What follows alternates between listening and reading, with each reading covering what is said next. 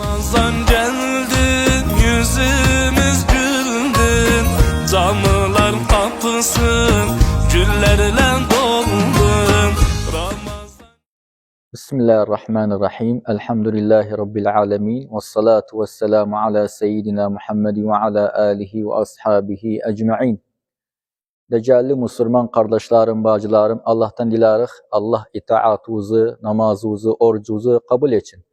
Bugün konuşuruz inşallah o kimseler ki namazlarına xor baxarlar, yaxud aslan namaz qılmırlar. Namaz azim dinimizde ikinci rukundur. Farz olundu da namaz Peygamberimiz üzerine ve ümmeti üzerine Leyletil İsra ve Mi'raç gecesinde.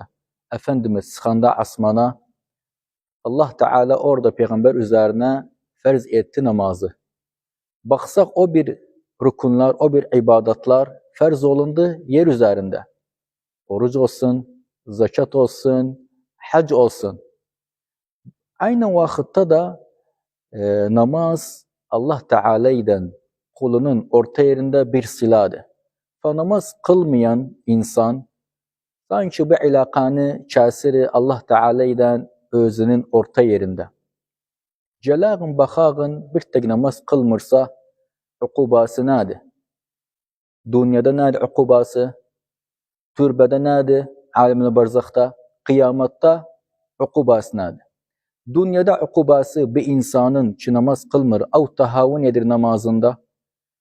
Birinci kuvvetli ukuba özü içidir, bunun bir insanın fikri 24 saat meşgul olur. Mürtah olmaz. 24 saat meşakil, uşaktan, arvattan, vazifasına gider, müşkile. Bu dünya ukubası, bu ehvandır. Ölmekten sonra türbede, alim-i barzakta Efendimiz buyurur aleyhissalatu vesselam dedi çıkandam İsra Mi'raç cezası gördüm bir adam uzanıp melaike de bir büyük taş bunun başına çalıb insanı. Ve Efendimiz sorar Hazret Cibril'den ya Cibril bu şahıs bir insan cerimesi nedir? Günahı nedir ki bu azap içindedir? Seyyidina Cibril buyurur bi ennehu bu kana yenamu anis salavatil mefruda. Yatardı bu namazın kılmazdı. Sebbah namazı olsun. Av bakasan indi muvazzaflar iş sahabidi. Gün orta baş kalabalıktı. Valla kılmıram mazalim yoktu. Şimdi namazı dönüyor ve yemeğin yeri çinden evvel yemeğin yeri yatırı mıgrib kalkırı. Çindini kılmırı, mıgribi kılmırı. Bu ukubu o insanlartıdır. Celağın kıyamatta bir insanın ukubası ne olacaktı?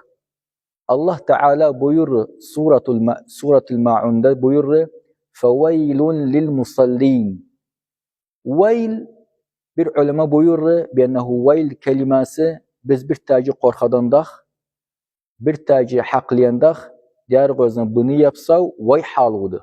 Bu bir manada gelir.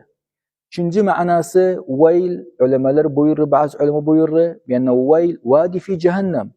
Cehennemin içinde bu bir vadi adı Veyl'di. Kimlerdi? Dedi فَوَيْلٌ لِلْمُصَلِّينَ اَلَّذ۪ينَ هُمْ عَنْ صَلَاتِهِمْ سَاهُونَ Yani bu Veyl o kimselerdi ki namaz kılırlar. Ama nedirler? Ölemeler buyurur bu namaz kılır namaz ama namazı vaktinde kılmır. Sabah namazını kılır gün çıkmaktan sonra, güneş çıkmaktan sonra. Gün ortağını kıllı, Çin'den biraz evvel. Çin'den kıllı, Mıgrib'den biraz evvel. Bu veyl abu kimselerçidir ki namaz kıllı ama namazı vaktinde kılmır. Bu bir kavl ulemelerin. Bazı ulema buyurur, abu ukuba veyl kimlerçidir? Münafıkları kazdedir Allah Teala. Nece deliller nedir? Beyennehu tekmil etse o ayatı فَوَيْلٌ لِلْمُصَلِّينَ الَّذ۪ينَ هُمْ عَنْ صَلَاتِهِمْ سَاهُونَ اَلَّذ۪ينَ هُمْ يُرَاءُونَ Yani münafık insan namaz kılmır. O zaman kılar, bakasan taaziyedadır, Çinde okundu, mıgrib okundu, yalla koy kılım, ayıp demezler namaz kıldı. Ama bakasan misafirliktadır, Misafirlikda ev sahabi kalktı sil camiye geçsin. Av evde kılsın. Yalla koy kılım. Demezler namaz kıldı. Bu münafık insandı. Abu Veil bu insançıdı. Münafık insançıdı. Allah'tan dilarıq itaatımızı, namazımızı, orucumuzu, teravihimizi kabul etsin. Ve sallallahu ala seyyidina Muhammedin ve ala alihi ve ashabihi ecma'in. Ramazan geldi